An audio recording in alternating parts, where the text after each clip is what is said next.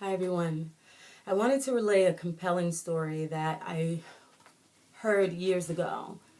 And years ago, I just kind of laughed at it because it was kind of a cute story, but it wasn't until later that I retrieved it and realized that it opened up a whole new dimension of my understanding of what the potential is for worship. Excuse me. There was this island. And in this island lived primitive people, what we would term primitive, and what we would even say today as uncivilized. And the reason that we would term them that is because they had no technology. These natives had no medical industry. They had no hospitals. They had no sewage systems. They had no refrigerators for their food. In fact, they only lived in 10 by 10 huts, sometimes a family of 10, laying together on the mud floors, dirt floors, in these huts.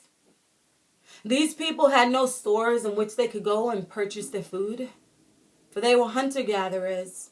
Whatever they ate, they hunted that day. And they shared with everyone else in their village, and they shared the food and the grains of which they planted into the ground, and they reaped what they had sown. And these people were very content and very happy, for they had never experienced anything more advanced. And so they thrived and they survived on all it is that they were able to produce for themselves.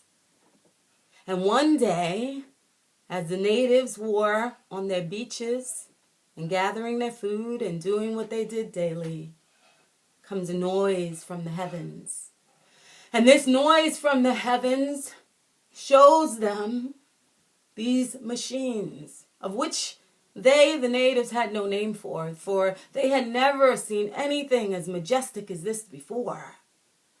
And so they, in wonderment, followed these machines. They chased after them. They called and beckoned to their natives to come and see this majestic sight in the heavens. And so all of the villagers came and they gathered on this beach and they watched these majestic machines flying around. And then in time, these majestic machines began to drop boxes from the sky all over the beaches. And after they dropped the boxes from the sky all over the beaches, these majestic machines disappeared.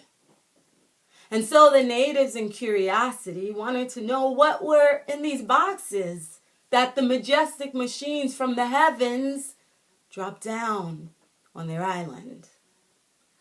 And to their surprise, as they opened these boxes, these gifts, these presents from the heavens, they found food in it.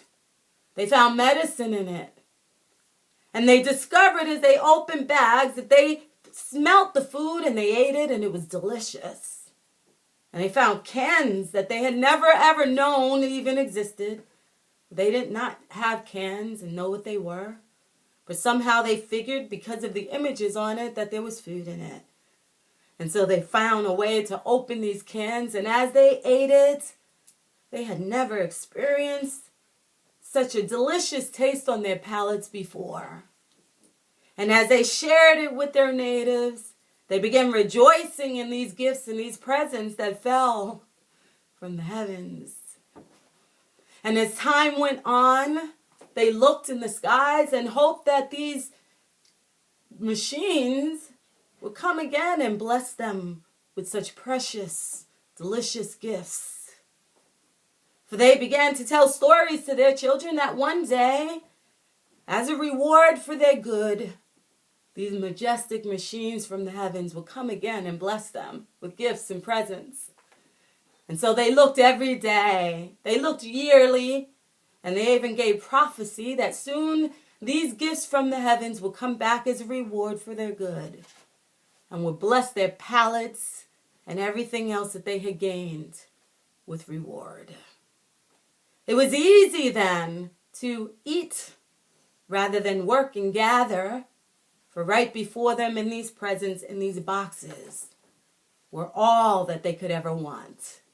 And so their palates desired that food all their lives as they told the stories to their children of the gifts that came from heaven.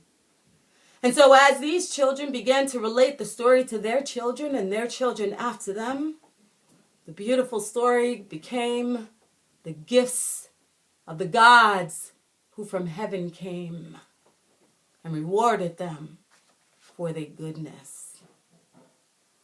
You would be surprised to know of this story, but this story is not of old, of antiquity, but this story is of yesteryear. A yesteryear of just decades ago, the 1940s.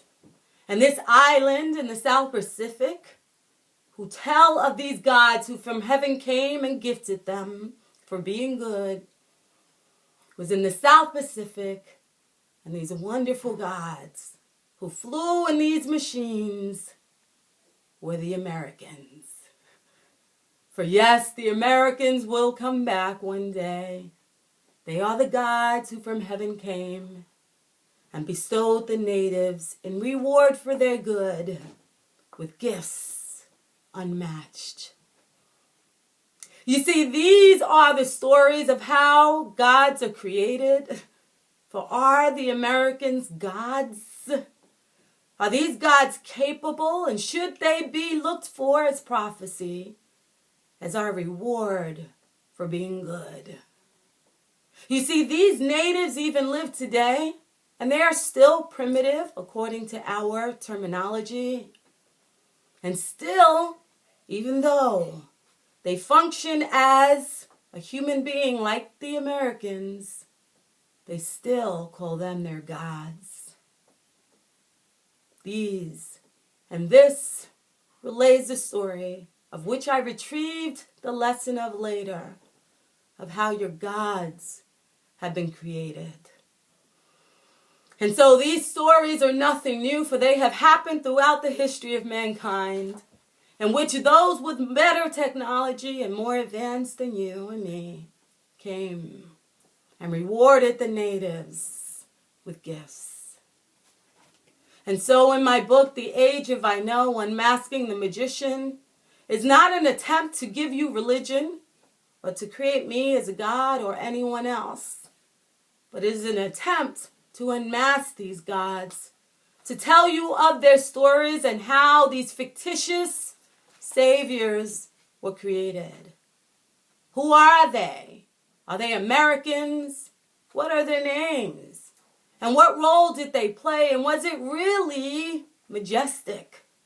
Or was it just technology?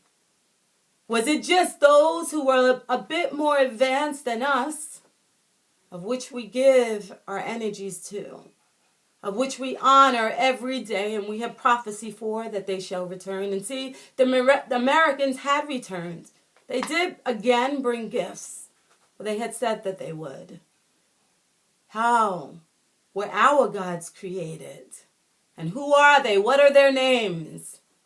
Well, that is what Unmasking the Magicians will help you to give insight into. Not a religion. I'm not here to gather followers or become a leader or a teacher.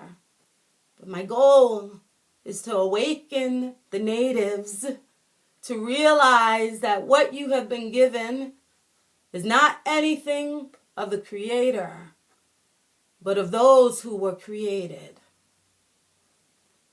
And so in this grand deception of which we see all around the world from every single culture, that is what I share in my book, where they came from, how they were created, and what are their names in every single land.